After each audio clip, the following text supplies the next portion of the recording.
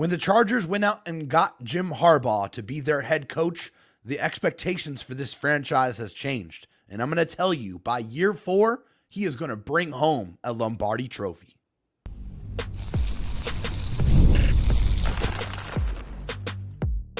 You are Locked On Chargers, your daily podcast on the Los Angeles Chargers. Part of the Locked On Podcast Network, your team every day.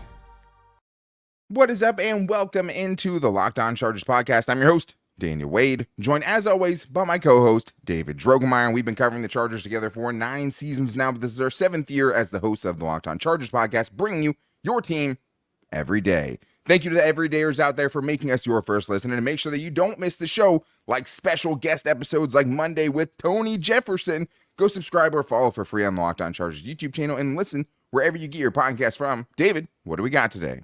Well, Daniel, I just said that I expect Jim Harbaugh to make the Chargers a Super Bowl champion, and I'm going to tell you exactly how they are going to do that. And we're going to talk about some surprise cuts in Brenden Rice. Could that be a name that doesn't make this roster? He is definitely not a lock at this moment in time. And the Chargers just unveiled that they have their beautiful, brand spanking new facility opening up. And how quickly is it going to make a difference on those NFLPA surveys? Yeah, I mean, it can't get much worse, but I think the Chargers could be acing their report cards next season with the improvements that they're definitely going to have. But it is Fan Mail Friday, and we asked you guys to give us what you wanted to talk about on today's show. And we have to start here with Soul Eater, who asked a great question, which is what would be considered a successful 4-year run for the Los Angeles Chargers under Jim Harbaugh? For example, year 1, winning season, year 2, playoffs, etc., etc. David, you already said it. How did the Chargers get to that grand goal that you have for them? By bringing home a Lombardi trophy in year 4.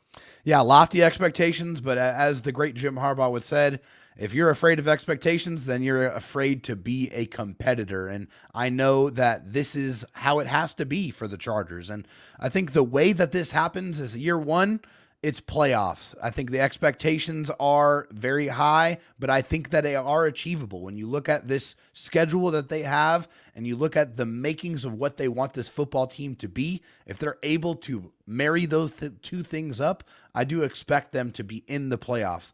I'm not necessarily saying a win in the first year, but playoffs in year 1. Year 2, I'm looking for the AFC West crown, baby. I want to be the kings of the mountain in the AFC West. It's time to supplant the Chiefs. They're done. Get them out of here. It's time for the Chargers to win that and take home a playoff victory in year 2. In year 3, it's time to go past that. We're going straight to the AFC Championship.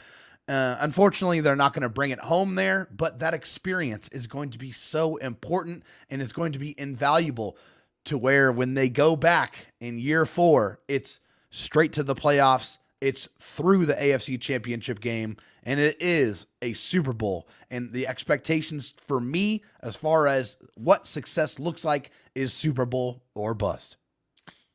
And I think this team has to get to that point. And I think it's more just about the timeline of when they get there. I mean, I think if you ask Jim Harbaugh right now, is it a successful season if you don't win a Super Bowl? He's probably going to tell you no, right? I mean, that is, at the end of the day, what you're looking for going into every season. But as someone that's watched a flailing franchise over the last 15 years, I don't necessarily think he has to win the Super Bowl in his first 4 years to make it a successful tenure, right? I think in his coaching career with the Chargers, yes, I think he has to. I think it's disappointing if he doesn't win a Super Bowl.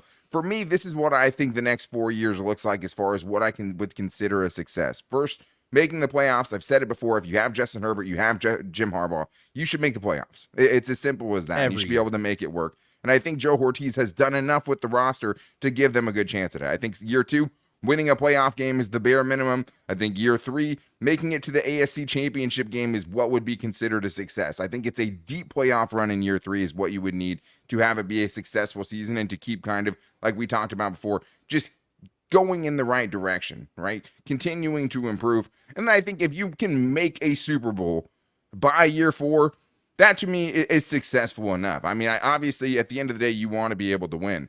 This is to me why I understand what you're saying. And it's basically just because of this. Like, Jim Harbaugh doesn't make the move to the NFL unless it's to do the one thing he wasn't able to do in his first go around. And the only thing he didn't do the first time he coached at the NFL ranks was win a Super Bowl. And to make matters worse, he lost to his brother. He'll never be able, at least as we see it right now, unless John Harbaugh gets fired, he's never going to be able to beat his brother in a Super Bowl. I think the best case scenario now is he beats his brother on the way to the Super Bowl. He could walk over his body en route to the Super Bowl, though. He definitely could, and it would give him some bragging rights for sure, especially if he was able to get one. I mean, honestly, for Jim Harbaugh, he probably has to get two if he wants to, have everyone kind of having him be the envy of their eye. Well, he just wants a seat at the table, right?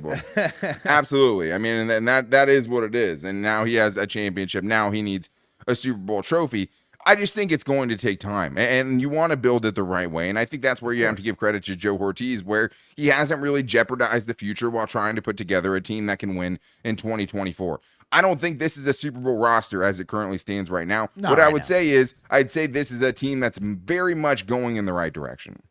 I'm with you on that, Daniel. I really do agree with that. I've said for a long period of time, covering football, covering the Chargers, that you got to build from the spine of your football team inside out.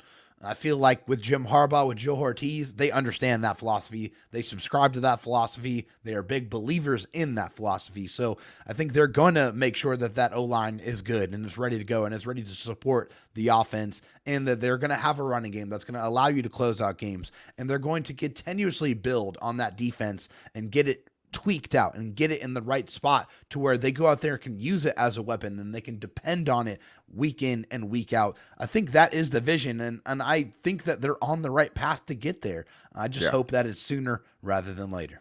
And let's be honest. I mean, Jesse Minter, if things are all going in that direction, might not even be around. He might be gone. And I think what you're hoping for is kind of like what Kyle Shanahan has done with the 49ers. It feels like they could throw anyone into that defensive coordinator position and have them run a similar kind of a scheme. Yeah. And they're going to be able to keep it going like the 49ers have been able to do. But what about this year? And Thier has a very bold prediction for what he thinks is going to happen. I'm not sure if I'm drinking the Kool-Aid yet. Let's see what he has for us. Dan, David, this is Etienne.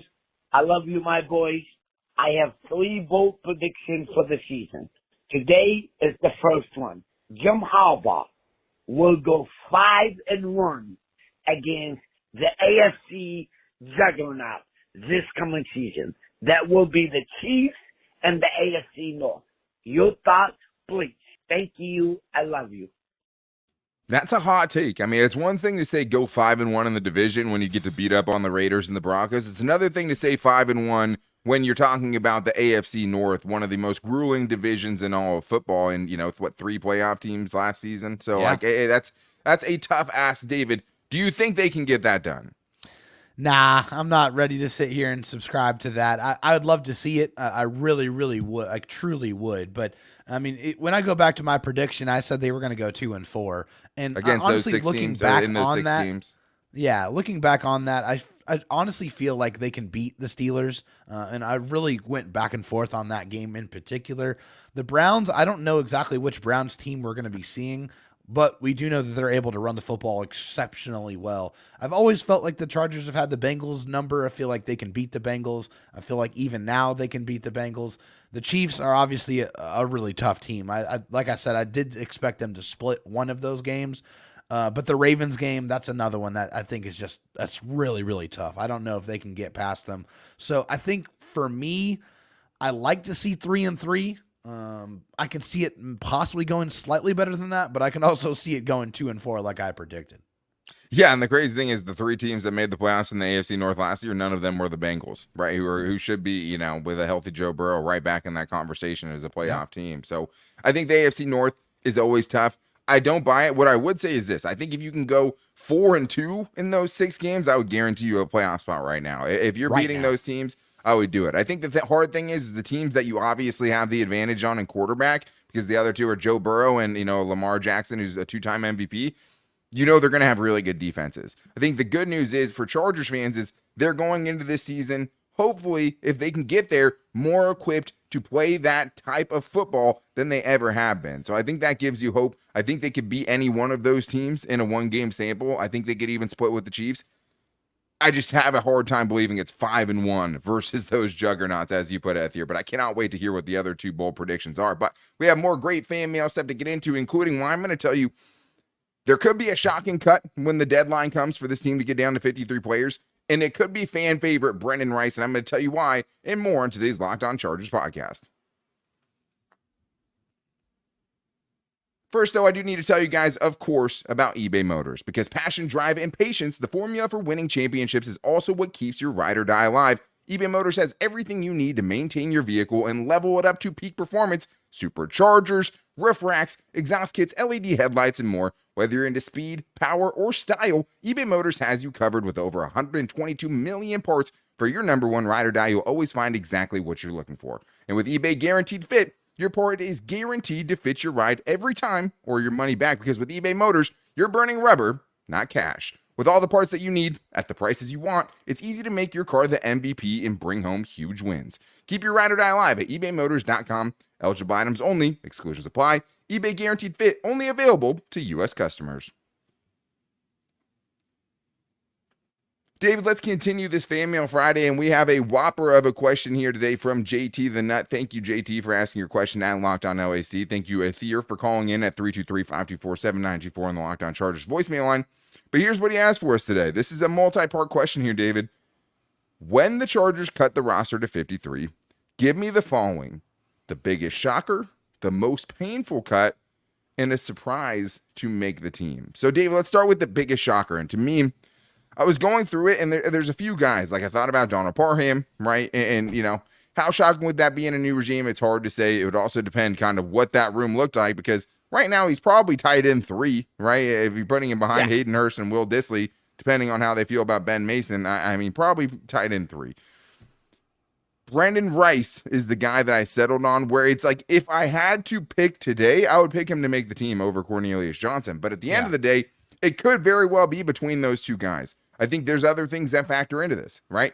Praise Aladike, a guy that just got a 3-year deal from the Chargers, kind of surprisingly, when it was a guy we were talking about, kind of, and I don't even think he actually counts towards the IPP at that point if they're giving him that deal. I mean, I think that's just, you know, if they're giving him that deal, he's just a regular player at that point, and obviously shows you what they think his potential is. Not to mention you have a guy like Simi Fehoko, who I think is still on the outside looking in, but also Cornelius Johnson. I think it comes down to how many receivers are you going to keep. If you're keeping 6, it looks like this: Quentin Johnston, Joshua Palmer, Ladd McConkey, obviously all those guys, Darius Davis, and then you have DJ Chark, who you went out and brought in. I absolutely think he's making the team, and probably one or the other between Cornelius Johnson and Brenden Rice. So if it's coming down to shocking, that would be the one that would kind of shock me, but I could also see it.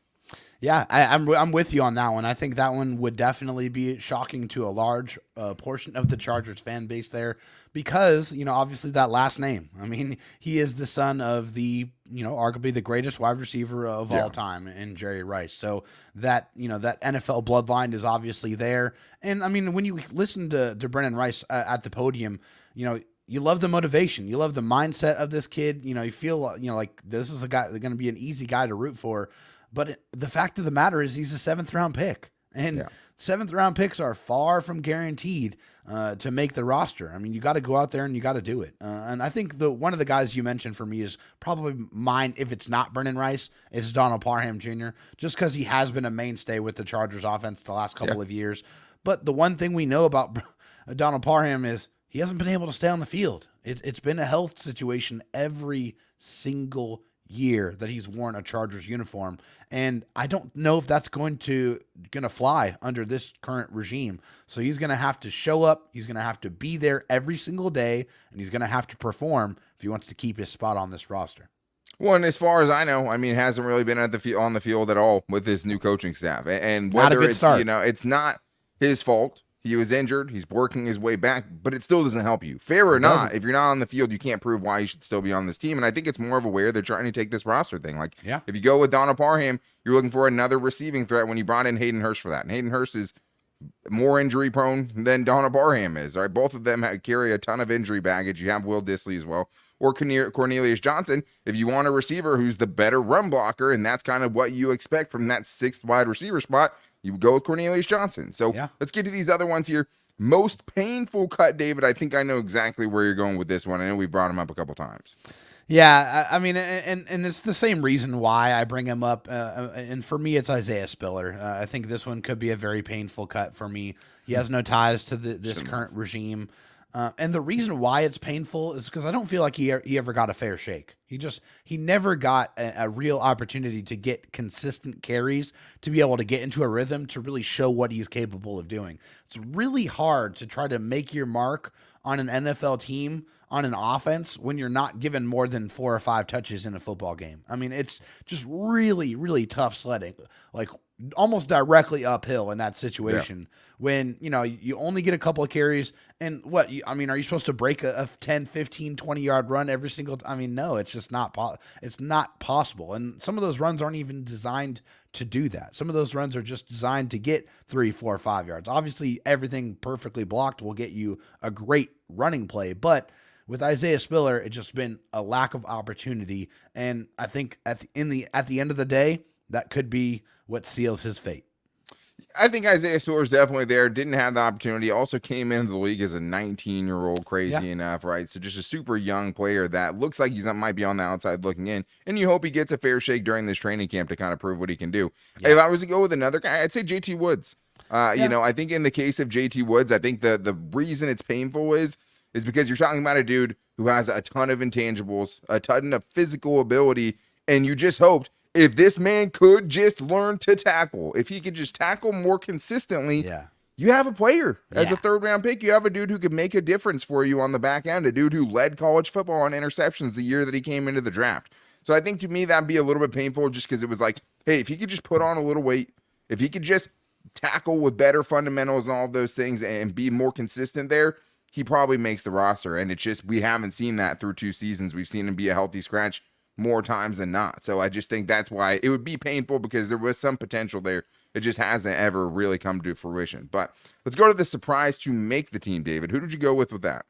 Yeah, so my surprise to make the team here is, out with one tight end and in with another one here. And I'm going with the undrafted free agent tight end, Zach Hines. That's awesome. Zach Hines to me just seems like a Jim Harbaugh type of player. I mean, 6'6", 260 pounds, built like a grown man. I mean, this guy has some, he has some pretty soft hands. I think he's a pretty decent receiver. He's made a couple of plays already in OTAs there, and he's a good blocker. He's a very good blocker. He has a lot of want to. When you watch him block, this is a guy that he blocks to the whistle. I think as far as, what his opportunities are, he needs to show that he can be more accurate when he's blocking at the second level. I mean, I think that's one of the things that he's got to show that he's able to do that. And if he is, then I like his chances of making this roster. I really feel like he's the more of the prototype tight end that they, like Jim Harbaugh and Joe Ortiz, want to be on this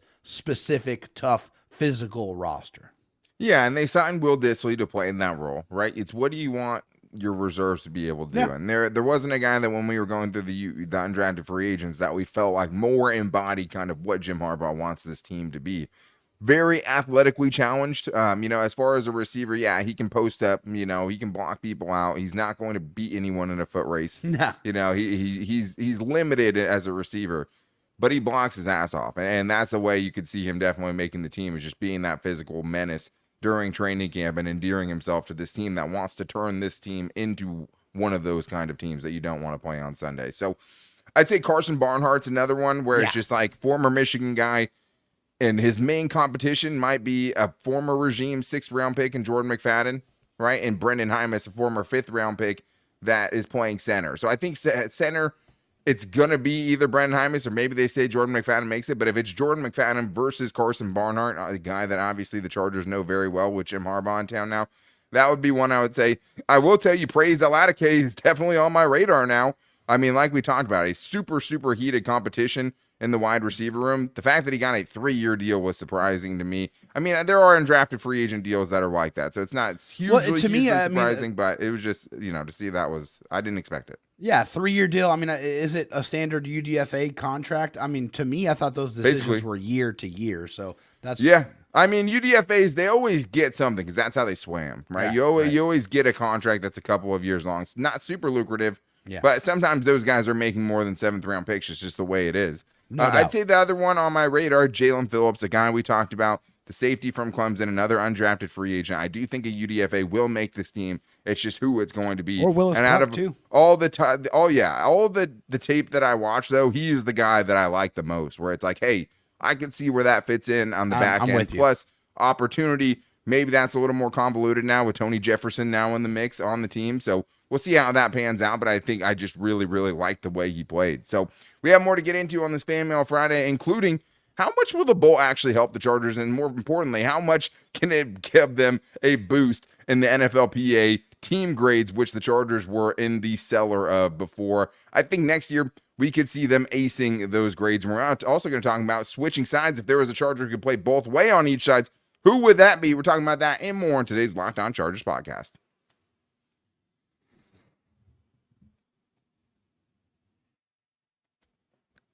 David, we have more on this Fan Mail Friday to get into. Thank you to everyone who hit us up at Locked On LAC. And also, everyone, make sure you're subscribing on the Locked On Chargers YouTube channel, because on Monday, we should have Tony Jefferson on the show. That is the plan. We've confirmed it. You know, we'll see what happens. Anything can happen. But that is the plan for Tony Jefferson, the Chargers' newest signing, to come on the show on Monday. Cannot wait to talk with that guy, dude, who's been around and trying to do something that's pretty miraculous and something you don't see very often. But before we get into everything else, make sure you guys are checking out Locked On Sports Today, the first ever national 24/7 sports streaming channel where you can get wall-to-wall coverage of every sport, but get the expertise that only the Locked On insiders that cover their team every single day can give to you. That's what you guys want to check out, and you can find it by subscribing to them, Locked On Sports Today on YouTube, and finding them on the free Amazon TV Fire Channels app. David, let's get to this next fan mail question, which is a good one here from Chargers Talk, and he's asking this. With the Bolt, the Chargers' new practice facility in El Segundo, set to open soon and host training camp, what are your predictions for how the new facility will impact next year's NFLPA report card results for the Chargers? And I will tell you this. The report cards matter as far as, you know, how teams think about the Chargers, and especially if you're paying California taxes. Do you want to go to the team that's failing these NFLPA report cards? I'd say there's at least some people that have probably said no to that and have chosen other teams in part because of that, even though I don't think it's the end-all be-all. That being said, God, I forget who said it. I think it was maybe Joey Bosa talking with Jim Harbaugh, basically saying, like, you know, talking about the new facility, and they're like, how much is it going to help? And then Jim Harbaugh said something to the extent of, well, I know it's not going to hurt having all these new things to play with, all this brand new equipment, these brand new fields, all of those things. But David, that was one of my main embarrassments from this team, frankly, is seeing those NFLPA report cards and just knowing that the Chargers were getting laughed at and were giving their players just substandard conditions to work with. It drove me crazy. So we've said all along, it's going to be better with the new facility, and I think it's just how much better. And when I'm looking at what they're getting graded on, food, cafeteria, F, 31st, locker room, F, 27th, training room, D+, 30th in the league, training staff, C+, 26th in the league. Like, to me, David, there are so many of these things that are going to be bumped up dramatically. Oh my goodness! I mean, I'm going to throw you a couple of these here to describe what's going to happen with these grades. 0 to hero, from rags to riches, worst to first. I think you get the idea here. This is going to make an exponential difference. I mean, this is a state-of-the-art facility that they've been building for the last several years. Every single thing that you could possibly want to try to win on the margins is going to be available to you at this new facility. And I think that's what was so frustrating before, is all of these other things you could have done earlier.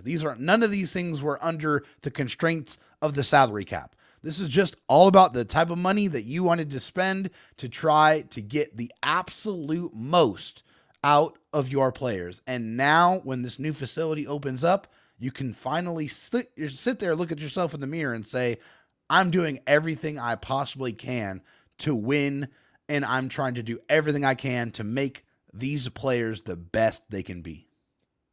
I think it's honestly harder to pick what they or like easier to pick what they're not going to improve a ton in. And I think it's team travel, and just the way the team travels isn't going to be changed by the new facility. And also the treatment of families. That's the one that drives me most insane. Yeah. And the biggest thing was them not offering daycare for their players. I don't know what the daycare situation is, truthfully, at the Bolt, but it feels like they could have a room there where players could take their kids while they're at work.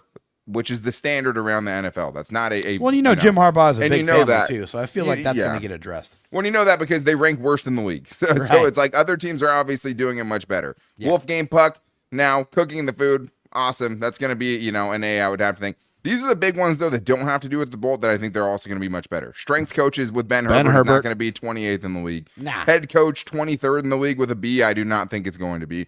And I think ownership gets a good boost, too, now that you're seeing them put the money into not just the Bolt, but also to go get their head coach and to spend the money to get a real leader in charge of this team who is a bona fide winner. So Amen. We do have a voicemail here from Philip. Let's hear what Philip has for us this week. I think this is a good one. Hey guys, Philip from Idaho here. I have a fun rhetorical question for you today. In a pinch, and excluding the line, which offensive player do you think has the skills, the smarts, and the athleticism to go in on defense? And at what position do you think they would play? And then conversely, what defensive player do you think could play an offensive skilled position? And what position would that be? Thanks. And bolt up. It's great, David. We have a couple more we want to get into, so let's speed round this. Who'd you end up going with? Yep. On offense, the offensive player I think that could play defense is Gus Edwards, and I have him playing linebacker. Love that physical style. Feel like he could definitely do that. And then on defense, going to offense, it's super easy. It's Derwin James at either wide receiver or tight end. I could see him at either place. We have the exact same answer. I didn't think you'd have Gus Edwards. I'm not going to buy Justin Herbert being a defensive end. I don't think he's physically, athletically that type of player. Just, I don't see that, him. He has the size for it. Maybe he is the athlete, but it takes a lot of work. Good to be tackler. an edge rusher. I had Gus Edwards as a linebacker, has the physicality. I have Derwin James as a tight end. I will throw out maybe Tuli Tuipulotu being a Will Dissly, right? You put Tuli Tuipulotu as a blocking tight end. Maybe I could get behind that as well. I also thought about Khalil Mack as a fullback. I'd love Khalil Mack as a fullback is a great one, too. Let's get to this one here from Brandon McBride, who's asking, what's your guys' favorite obscure Chargers player? Personally, mine is Seyi Ejiro-Tutu. That's a great one. Ejiro-Tutu is always going to be up there with the random Chargers names. Who did you go with? Yeah, two of them came to mind for me. Kasim Osgood, the special teams demon of the past, and Tim Dwight, former wide receiver. Love Tim Dwight, watching him return kicks, watching him just use that crazy speed. I think it was really fun for me to watch growing up as a kid. Yeah, I was wondering, is Kasim Osgood obscure enough? Because it's I don't know what these kids think are obscure these days. Because I've been around so long. I mean, Kasim Osgood was a legend, though. I mean, a perennial Pro Bowler at his position. Mine was Brandon Manamaliuna. I was thinking and the same that is thing, absolutely a mouthful. Manamaliuna. You should be impressed by that, as it is a tongue twister. It is. A random blocking tight end. Antonio Gates was number 85, and on the other side, you had Brandon Manamaliuna, who was number 86. He was going to help, totally stuff people in the run game and just open up lanes. He was awesome. And he'd catch the occasional touchdown. Great name as well, Hall of Fame name. Denario Alexander, obscure Charger. Yeah. Eddie legend Royal, when he had good knees, my goodness. Yeah, one season of the Denario Alexander, really just a couple of games, honestly. Dontrell Inman, another random Charger, that's awesome. Yep. My least favorite is Griff Whalen. So let's get to this last question here. 619. You had to be an old fan to know what that's about. Yeah. 619 Shaggy. Besides Antonio Gates or LaDainian Tomlinson, which Chargers player from the past would you like to see on this current roster? I'd love to see Lorenzo Neal on this team. David, where would you go? Love Lorenzo Neal. Obviously, besides Junior Seau, I think that's the automatic He's always the answer. Always. Yep. Besides that, one of my all-time favorites, Jamal Williams, there at nose tackle. I mean, my goodness. You put him on any team, he's going to make a tremendous difference. I got one other wild card for you. Peak Antonio Cromartie. That would be a phenomenal name to add to this Chargers defense. Just a true lockdown corner when he was at his height. We had a lot of the same answers. I had both those guys. I would also throw in, and I think it's probably interchangeable, a peak Casey Hayward on this team, I think would be really awesome. And I think a low-key one, Eric Weddle. Eric Weddle playing some free safety. I mean, you have two safeties you feel good about, but I think Eric Weddle would fit in great. Jamal Williams would be a huge upgrade on the inside, obviously. And Antonio Cromartie or Casey Hayward, both those guys. I mean, Antonio Cromartie had a 10 interception season, which is insane, so that's awesome. He was up and down for his career, but if you're getting that season, I mean, how could you not sign up for that? The answer's always Junior Seau. It's always Gates. It's always LT. Yeah. But if you're going other guys, I think Lorenzo Neal would be awesome, and a Greg Roman, Jim Harbaugh-led team. But that's going to wrap things up for today. Like I said before, be back here on Monday because we have newest Chargers signee, Tony Jefferson, San Diego native, coming on the show on Monday. Super excited to talk with him about what he's trying to do, which is a super rare thing. What was your life like last year as a scout, Tony? Like, now you're trying to play again. What were you doing under Joe Ortiz? So many things I want to ask him. Make sure you guys are back here on Monday so you guys can check it out by subscribing or following for free on the Locked On Chargers YouTube channel, listening wherever you get your podcast from, as well as finding all of our social media where everyone asks questions today at Locked On LAC on Twitter. Call into the voicemail line at 323-524-7924. You can also make sure you find the show because we post it every day on Instagram at Locked On Chargers and our Locked On Chargers Facebook page. You find it on my Twitter at Dan Talk Sports and David's at Dro Talk SD. You're going to want to make sure you're following all of those places just so there's no chance you can miss Monday's episode with Tony Jefferson. So super excited about that. We will talk to you guys then. Until then, take it easy and go Bolts.